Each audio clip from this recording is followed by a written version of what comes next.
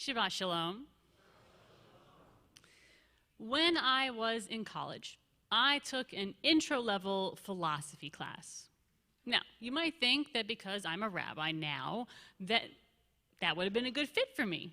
Clearly, I've always been interested in theology, and this is true. Philosophy is not a very far jump, right? No, you would be wrong. You're very wrong. It was a slog. It was a slog of a class. For me, there was so much reading. And I like reading. That's fine. But philosophy books? Even I was shocked by how tough it was for me to get through that class.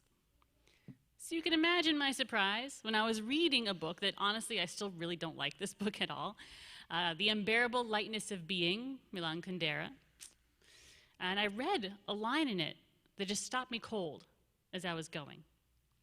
He said, sometimes you make up your mind about something, and your decision persists by the power of inertia. And every year it gets harder to change. Sometimes you make up your mind about something, and your decision persists by the power of inertia. And every year it gets harder to change. I was 19, and this idea petrified me. The idea that somehow you could be like those winged bugs trapped in amber, forever in flight, crystallized in perpetual motion. The idea that I might be a certain way or make some decision just by default, and I would be stuck being that way, doing those actions, thinking those thoughts forever. Forever is very scary, especially when you're very young. But now, though, I think I was right to be scared, because inertia is so powerful.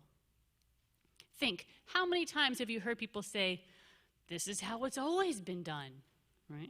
Or, that's what we always say. How many times have you thought about yourself, this is how I've always been?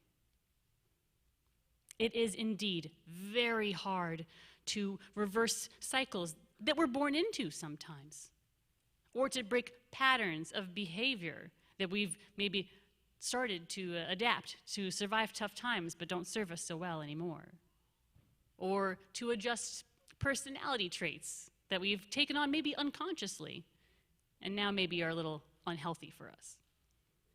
Or to be a little more literal, it's surprisingly easy to work a long time at a job you don't like. I don't do that anymore, thank God, but I've worked a lot of retail, so I know. It's surprisingly easy to study for a long time for a major at college that you're uninterested in, or maintain a friendship that doesn't work for either of you any longer. And all of these things are easy because you've actually been doing them so long, not because you enjoy them or they do anything for you, just been doing it forever. That's the power of inertia. Inertia keeps us going like hamsters on a wheel, and we feel like we're moving, but it's an illusion, because while we are out of breath, we're not actually going anywhere. And it's certainly not doing anything for us. So the question then becomes, how do we ensure that we do not become like those bugs trapped in amber, fossils of ourselves, stuck in unhelpful patterns, or in jobs, or with personality traits or behaviors that don't serve us, at least not anymore?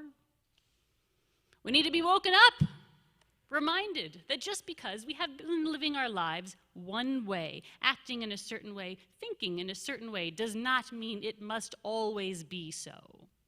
This week we read in the Torah, Arur ha'ish asher ya'aseh fesel u'maseh. Cursed be the one who makes a sculpture or molten image. This isn't new. Why is she talking about idols? Isn't that one of the 10 Commandments? It is one of the 10 Commandments.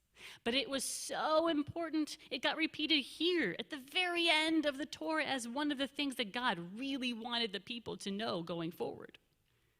We usually understand this exhortation to mean we can't make physical forms of God, idols, like other religions of the time. And that must be true for us today. Okay, fair, top layer of understanding this one line. But another, deeper layer, is that it is a rejection of an idea. The idea that God, God's self, is static, unchanging, like a statue would be. That's cool. I like that. I dig it. I like the idea that God is dynamic and flexible. Unlike stone or metal, God is malleable and can adapt or even change God's own mind. We see that happen in the Torah, so we know it's possible. But I learned from a rabbi friend of mine recently a whole other layer, just to get a little deeper on this line. Now, he is a little more mystically inclined than I am, and he told me about something he read in the Tanya, which is a book of Hasidic philosophy. Philosophy's haunting me. It was written by Rabbi Shner Zalman of Liadi 200 years ago, and it says in it that we each of us carry within ourselves a spark of divinity.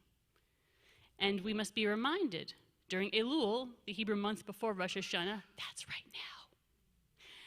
We must be reminded of this fact. Why, my friend asked me. He was being rhetorical. He's being a rabbi. He knew the answer.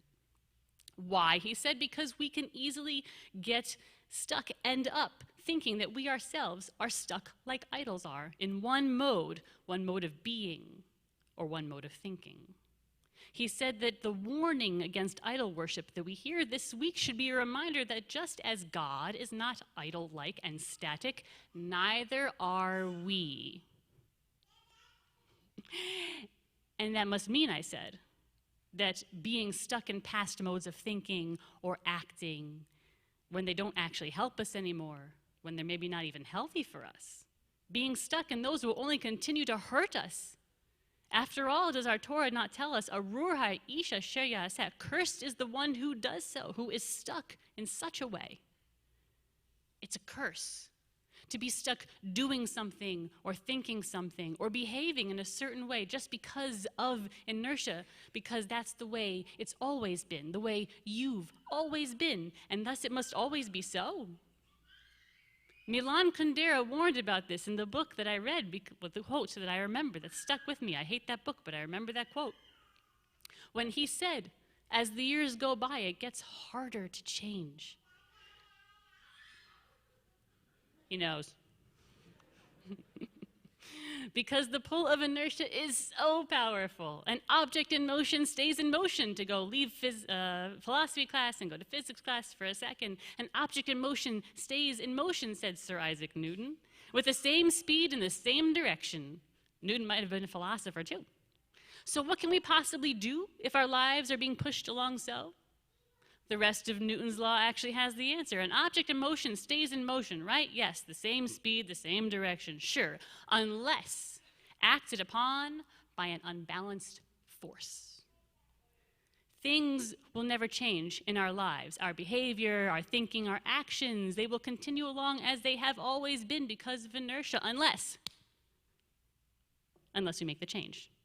Unless we decide that we are not continuing those modes of being, those modes of thinking, those modes of behaving, our professional or career paths, or friendships even that maybe worked for us once and maybe they don't anymore. But if they're bringing us more curse than blessing, it will always be so, unless we decide it's time to do something different. And now, as the new Jewish year beckons, and we are supposed to start turning over in our minds, who have we been for the past year? What are we doing? Both the positive and the negative. Now is the time to start assessing. What choices have you made, purposefully or by default? What modes of being or thinking or acting have perhaps not been serving you so well? What changes would you like to make to your life? With the Torah's reminder that just because it has been does not mean it must always be so. What changes would bring more light to your life that you definitely so richly deserve as we head into 5783? Shabbat Shalom.